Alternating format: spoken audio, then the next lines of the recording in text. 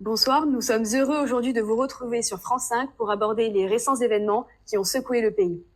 Les étudiants ont manifesté leur colère la nuit dernière en taguant des slogans puissants contre l'antisémitisme renaissant. Leur initiative a pour but de mettre en lumière les leçons qu'ils ont tirées de l'histoire, leur volonté de ne rien oublier et de continuer à se battre. Ce soir, nous nous demanderons comment résister aujourd'hui. C'est vrai, quelle forme peut prendre la résistance en 2024 ? Quelles leçons devons-nous tirer des déportations ayant eu lieu en Europe et en France pendant la Seconde Guerre mondiale? Pour en parler, nous recevons sur le plateau Pierre-François Weil, fils de Simone Weil et président de la Fondation pour la mémoire de la Shoah. Bonsoir Pierre-François, merci d'avoir répondu à notre invitation. Bonsoir Caroline, c'est un plaisir. Nous avons également le plaisir d'accueillir sur le plateau Jean Léonard, professeur à Sciences Po Paris, spécialiste en histoire et géopolitique. Bonsoir à tous. Bonsoir. Nous recevons également Alain Rivet, président délégué de la FNDIRP, la Fédération nationale des déportés et internés résistants et patriotes. Bonsoir Alain. Bonsoir. Pour débuter, je vous propose de regarder ce court-métrage sur cette nouvelle tendance d'affichage sauvage de plus en plus adoptée par la jeunesse, qui est devenue une véritable arme de dénonciation sur les réseaux sociaux. Dans nos rues, un mouvement de jeunesse réveille les murs avec des tags et des affiches colorées. Comme les résistants de la Seconde Guerre mondiale diffusaient leurs messages secrets, ces étudiants luttent contre la montée des extrêmes et du racisme, mais avec pinceau et créativité. Ils font partie de #Résistance, un mouvement qui fait le buzz sur les réseaux sociaux et qui rappelle le courage de ceux qui ont lutté pour la liberté avec des tracts. C'est notre façon de dire non, dit un artiste en action. Chaque dessin, chaque slogan sur les murs, c'est un message d'espoir, comme les messages de liberté d'autrefois. Même si tout le monde n'est pas d'accord sur la méthode, l'important c'est le message. L'art peut combattre l'injustice. Partout dans le monde, #Résistance relie les gens qui veulent un futur sans haine. Ces jeunes inspirés par les combattants de la liberté d'hier nous montrent qu'avec de la couleur et de l'audace, on peut toujours faire passer un message fort. Les rues deviennent des pages d'histoire vivantes où chaque tag est un pas vers plus de tolérance. Monsieur Léonard, en tant que professeur à Sciences Po, que pensez-vous de ce phénomène ? Je pense que ces jeunes ont trouvé leur arme, les mots et la rue. À l'aide des réseaux sociaux, ils ont créé leur propre mode de communication pour parler directement à la population, aux politiques et au monde entier. Ils ont pris conscience de la montée des extrêmes en Europe, ils n'en veulent pas et ils le font savoir. En effet, l'arrivée au pouvoir de ces dictateurs a fait basculer la France, l'Europe dans l'horreur. Albert, vous qui avez vécu cette période, pouvez-vous nous raconter la montée au pouvoir du nazisme ? Compliqué. Personnellement, je faisais partie d'une famille qui n'était pas particulièrement religieuse. Lorsque les ordonnances sur le statut des Juifs qui ont évolué au fil du temps sont arrivées le jour où il a fallu porter sur mon tablier pour aller à l'école cette étoile jaune marquée juif. C'est seulement ce jour-là où je me suis rendu compte de l'impact de cette étoile sur mon tablier, parce que à l'école où j'allais, j'ai été mis au banc de l'école et je suis rentré en pleurs et j'ai dit à ma mère, je ne veux plus aller à l'école. Vous en pensez quoi de l'attitude de ces jeunes ? Je soutiens tous ces jeunes qui, à leur manière, font passer des messages importants, qui ont peur que le passé se répète. Oui, vous parlez effectivement de ces jeunes, mais leurs agissements ne sont pas contre la loi ? Sans polémique, on peut se demander si leurs actes n'incitent pas à la rébellion. N'est-ce pas une forme de vandalisme, d'anarchie ? Ce sont des actes contre la République tout de même, même si on est d'accord que ce sont des actes pacifistes et sans violence physique. Que faisons-nous du vivre ensemble ? Permettez-moi de vous couper. Au contraire, ces jeunes sont courageux, pacifistes, vous l'avez dit, mais actifs. Ils veulent agir pour leur pays et son histoire future. C'est comme un acte de résistance. Moi, je suis très fier de cela, de voir que nos actions à la FNDIRP ne sont pas vains. Transmettre l'histoire des résistants à l'école, instaurer ce type de concours dans les classes, venir témoigner, tout cela a un sens et contribue à la prise de conscience de notre jeunesse. L'éducation nationale a fait un travail remarquable. Donc, au-delà de l'acte de vandalisme, retenons que ce sont des jeunes qui se mobilisent et qui s'engagent. Ils respectent la République et la démocratie, mais c'est leur seul moyen de se faire entendre. Gardons à l'esprit que ce sont les citoyens de demain et qu'ils souhaitent agir car ils ont conscience de la situation urgente. Justement, revenons-en à l'histoire de notre pays. Voici de jeunes lycéens ayant travaillé à la manière des historiens pour retracer et répertorier le parcours des résistants dans toutes leurs différences. Le fruit de leur travail met en lumière toutes les formes de résistance pendant la Seconde Guerre mondiale. Les résistances individuelles, collectives, artistiques, sportives ou ecclésiales. Ces élèves ont mené l'enquête dans plusieurs centres d'archives et voici ce qu'ils nous livrent aujourd'hui. Dans le cadre du concours national de la résistance et de la déportation, des élèves en classe de terminale ont choisi de se rendre au sein des archives départementales et diocésaines de Marseille pour se plonger dans les témoignages de ces événements historiques. Les Allemands nous tiraient à la mitrailleuse pendant toute notre descente. L'affaire débuta par la rafle la plus monstrueuse qui ait jamais été effectuée à Marseille. Mais la seule lecture du jugement qui m'a condamnée révèle la fragilité de ce verdict. Je me souviens en particulier de l'attaque, à peu près à main nue, et je ne sais pas ce qu'ils sont devenus. Je veux avoir part au danger et aux souffrances des gens qui luttent pour une cause que je regarde aussi comme la mienne. La vie dans une cellule peut vous sembler monotone, mais chacun des occupants est plus ou moins dans l'attente, attente qui peut être angoisse. Interrogatoire, départ, qui c'est pour vous, liberté, déportation. Le guichet s'ouvre et le camarade me prévient qu'un détenu pense qu'il sera fusillé. 13 juillet, appel. Plus de 2000 noms sont lus par le doyen. J'ai vu en effet les pauvres victimes bien innocentes de la sauvage et inutile agression qui déshonore ses auteurs. Distribution à chacun d'un pain et d'une portion de boudin, notre ravitaillement pour 4 jours. L'arrivée des Allemands à Marseille le 11 novembre 1942 accéléra l'organisation de la résistance, en particulier pour les jeunes appelés au STO en Allemagne. Après toutes ces recherches, les élèves ont voulu mettre en lumière 3 portraits. Tout d'abord, celui d'Alfred Nakache, qui a résisté à la déportation en survivant et en continuant à s'entraîner dans le camp d'Auschwitz. Ensuite, celui de l'abbé Cailleul, qui héroïquement a résisté en s'indignant auprès de Pétain de l'évacuation du Vieux-Port à Marseille en 1943. Et enfin, le portrait de Varian Fry, qui a permis à des milliers de personnes de fuir la France et leur future déportation.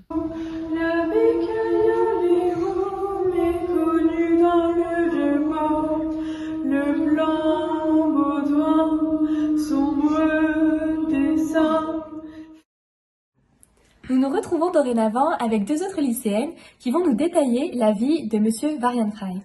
Bonjour mademoiselle, pouvez-vous nous expliquer qui était Monsieur Fry? Alors Monsieur Fry, c'était un grand héros de la Seconde Guerre mondiale. Il est né aux États-Unis en 1907 et il s'est engagé dans une grosse mission humanitaire à Marseille en 1940. Et comment a-t-il participé à la résistance? Par quels moyens a-t-il résisté? Donc Marseille était un carrefour pour les réfugiés qui voulaient fuir l'Europe, donc par la mer et par les terres. Et donc Varian Fry a aidé tous les militants anti-nazis à trouver des visas, notamment avec les ambassades américaines, mexicaines et d'autres, pour qu'ils puissent fuir l'Europe.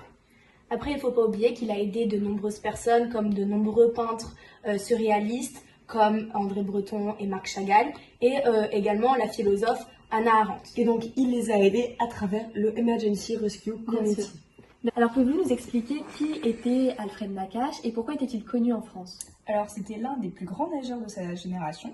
Il a gagné 5 championnats de France et il est notamment important de préciser que c'était un juif de nationalité française. D'accord. Et qu'est-ce qui fait de lui un résistant alors? Alors, il faut savoir qu'il a participé au JO de Berlin en 1936, où Hitler était déjà au pouvoir. Et il a battu les Allemands en arrivant 4e au podium. Ensuite, à une dénonciation de l'un de ses concurrents, il a été déporté.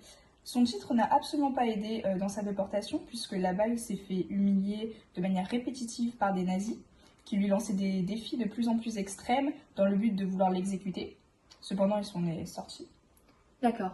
Et en sortant des camps, il a quand même continué son combat sportif. Effectivement, il faut savoir qu'il a perdu sa fille et sa femme.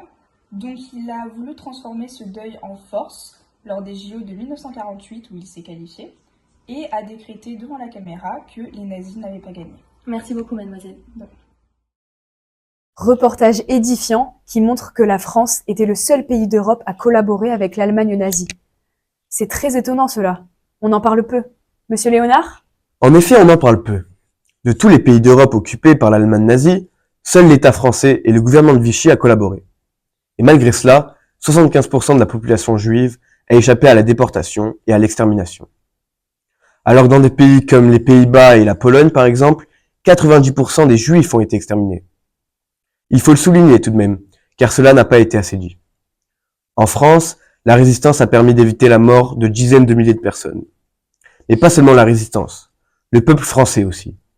Par exemple, Chambon-sur-Lignon, qui est un village qui a caché et protégé plus de 2000 juifs. L'État français a collaboré, mais le peuple, lui, a résisté. Justement, Pierre-François, nous allons parler un peu de votre maman, si vous le voulez bien. Dans le film Simone d'Olivier Dahan, on voit comment votre mère s'oppose à la loi du recensement de 1941. On voit également votre tante engagée dans la résistance. Racontez-nous. Ma tante, Denise, une femme au caractère bien trempé, a rapidement compris qu'il fallait se battre. Son engagement dans la résistance à seulement 19 ans a été la seule façon pour elle de lutter contre l'occupant et la déportation dans un camp d'extermination, même si, comme vous le savez sûrement, elle a passé de nombreux mois à Ravensbrück. Merci Pierre-François pour ce témoignage. Avec plaisir. On voit à quel point ces femmes sont des modèles inspirants pour notre jeunesse, des modèles de courage et de force qu'on ne peut qu'admirer. Nous allons maintenant diffuser un reportage sur l'histoire d'hommes voués à mourir dans les camps d'extermination de Pologne, mais qui, grâce aux résistants, ont été sauvés. Plongeons dans l'histoire de la résistance pendant la Seconde Guerre mondiale à travers cette carte détaillée des maquis. Les maquis étaient des refuges clandestins situés dans des endroits reculés et souvent difficiles d'accès. Ils étaient généralement dissimulés dans des régions montagneuses, des forêts denses ou des zones isolées loin des principales routes et des centres de population. Certains des lieux célèbres où les maquis étaient établis comprennent les montagnes des Alpes, le Massif central, les Pyrénées, les Ardennes et d'autres régions rurales propices à la dissimulation et à la résistance contre l'occupation nazie. Les maquisards ont mené des opérations de sabotage, des attaques surprises et ont fourni un soutien vital aux Alliés, contribuant ainsi de manière significative à la victoire finale. Cette carte nous rappelle le courage et la détermination de ceux qui ont risqué leur vie pour défendre les valeurs de liberté et de justice et dont l'héritage perdure dans les mémoires de ceux qui se battent pour un monde meilleur. À travers cette deuxième carte, nous pouvons retracer le voyage épique des enfants sauvés par Nicholas Winton pendant la Seconde Guerre mondiale. Tout a commencé à Prague, en Tchécoslovaquie, où ces enfants ont été confrontés à l'horreur imminente de l'occupation nazie. Mais grâce à Winton, une lueur d'espoir est apparue. De là, les enfants ont été transportés en train à travers l'Europe, avec des arrêts en Allemagne et en Hollande, avant d'atteindre leur destination finale, l'Angleterre. À leur arrivée, ils ont été accueillis par des familles d'accueil aimantes et des communautés bienveillantes, offrant un refuge sûr, loin des horreurs de la guerre. Aujourd'hui, ces enfants devenus adultes se souviennent avec gratitude de Nicholas Winton, dont le courage et la détermination ont tracé le chemin de leur survie et de leur avenir. Cette carte représente bien plus qu'un simple itinéraire. Elle incarne l'esprit indomptable de l'humanité et la capacité d'un homme à changer le cours de l'histoire avec un acte de compassion. Reportage poignant, résister à l'inacceptable. Albert, vous aussi, vous avez une histoire singulière. Racontez-nous comment vous avez évité la déportation dans les camps de la mort. Que s'est-il passé? Alors, je vous ai expliqué tout à l'heure comment j'avais été caché dans 2 familles de paysans de 2 fermes voisines. Lorsque ma mère est arrêtée, elle se retrouve dans un camp d'internement dans la banlieue parisienne qui s'appelle Drancy. Probablement vous en avez entendu parler parce que c'est de ce camp d'internement que partaient les convois à destination des camps d'extermination.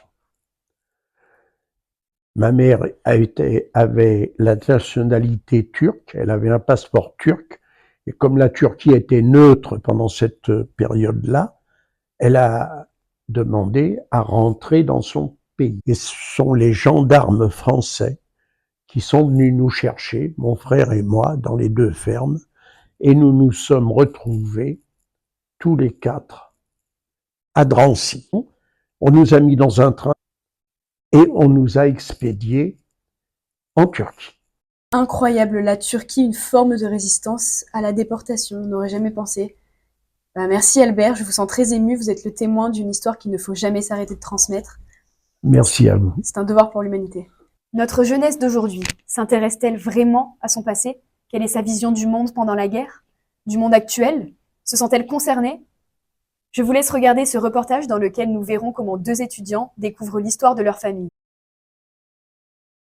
Dans un monde où l'histoire résonne encore aujourd'hui, 2 étudiants se lancent dans un voyage fascinant à la découverte de leurs racines familiales, plongeant au cœur des tumultes de la Seconde Guerre mondiale. Dans ce reportage, nous suivons leur quête émouvante pour comprendre l'impact de cette période sur leurs ancêtres. Armés de curiosité et de détermination, ils entreprennent une recherche minutieuse pour retracer le parcours de leurs proches pendant la guerre. Je suis récemment tombé sur ce poignard allemand, récupéré par mon arrière-grand-mère il y a près de 80 ans lors de la libération des camps. J'ai été intrigué par cet objet et j'ai donc décidé de me lancer à la découverte de son parcours. Guidés par leur désir de comprendre, Lucas et Émilie ont fouillé des archives, rencontré des historiens et parcouru des lieux chargés d'histoire. J'ai pu découvrir sa cote, son rôle dans la résistance et l'héritage de son poème, Un bouquet de roses, sur la mémoire des déportés de Ravensbrück. Entendre son témoignage m'a bouleversé. Elle nous a expliqué comment elle a pu résister même au sein des camps grâce à la solidarité entre détenus. Elle sabotait les productions, le fonctionnement du camp et elles ont même célébré le 14 juillet. J'ai été évidemment extrêmement fier de ces actions qui l'honorent, comme nous le montrent toutes les distinctions qu'elle a reçues. Mais le témoignage d'un proche m'a aussi directement rapproché de ces femmes et ces hommes qui ont pu connaître un destin similaire. Je me sens maintenant responsable de ce témoignage de sa mémoire. Leur voyage dans le temps les a conduits sur les traces des héros méconnus, des sacrifices inestimables et d'histoires poignantes. Je trouve que les recherches familiales nous permettent réellement de comprendre qui nous sommes et d'où on vient. Et c'est comme un puzzle, on cherche des pièces qui viennent un peu de partout et au fur et à mesure on comprend de mieux en mieux ce qui s'est passé. C'est quand même une fierté d'appartenir à une famille qui a su aider justement ici la famille de David Barrault lorsqu'ils étaient le plus démunis et donc de reprendre leur magasin et après leur redonner tout ce qui leur appartenait. Je trouve ça vraiment formidable ce qu'ils ont fait et je les admire vraiment.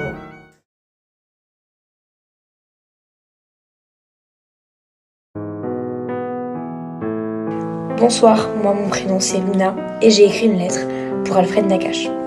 C'est quelque chose qu'il faut faire une fois dans sa vie, il faut s'intéresser à la vie de quelqu'un qui a existé avant nous. Et en effet pour moi ça n'a pas été très compliqué de suivre les traces d'Alfred Nakache puisqu'il était nageur, un très grand nageur au Cercle des nageurs de Marseille et que je suis membre active du Cercle des nageurs de Marseille et ça depuis des années. Et c'est vrai que cet homme m'a beaucoup inspirée. Alors lui écrire une lettre, pour moi, c'était plus que normal. C'était même vital. Alors voilà pourquoi j'ai décidé d'écrire une lettre et pourquoi à Alfred. Cela fait déjà 3 longs mois que je suis sur le camp d'Auschwitz. Le moral est mauvais et j'ai du mal à rester en forme. Mon physique et ma forme d'avant me manquent. J'aimerais pouvoir nager, plonger face à la mer, voir la bonne mer, voir notre Sarah danser et t'embrasser. Mais rien ne sera plus comme avant. Nous sommes dans le camp de la mort et il porte bien son nom. Mon enfant allait naître pendant la guerre, pendant les bombardements. Elle s'appelle Gabrielle. Le lendemain matin, nous étions de retour au village, mais Gabrielle n'avait rien mangé. Nous ne trouvions pas de lait. L'horreur, en rentrant, tous nos voisins qui n'avaient pas fui gisaient, fusillés sur le sol. La plus jeune avait à peine 1 an.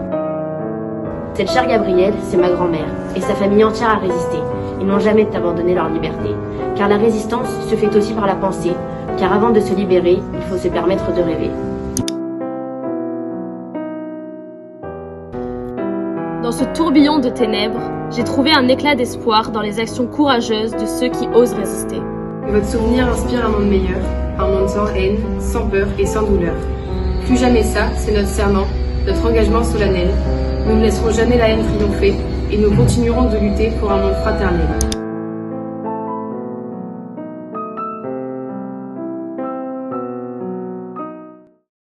Je trouve ça bouleversant en tant que fils de déporté et militant de la mémoire, voir cette jeunesse aussi impliquée, touchée, créative et engagée me fait chaud au cœur et me donne encore plus la volonté de transmettre et d'éduquer les générations futures sur ce qu'a été la Seconde Guerre mondiale.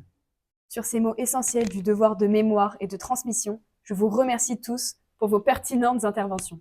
Nous terminons cette émission en musique, mais pas n'importe quelle musique. C'est un morceau composé par un groupe d'étudiants à la suite d'un voyage scolaire organisé par le Mémorial de la Shoah à Auschwitz. Les émotions ressenties lors de ce voyage y transparaissent magnifiquement.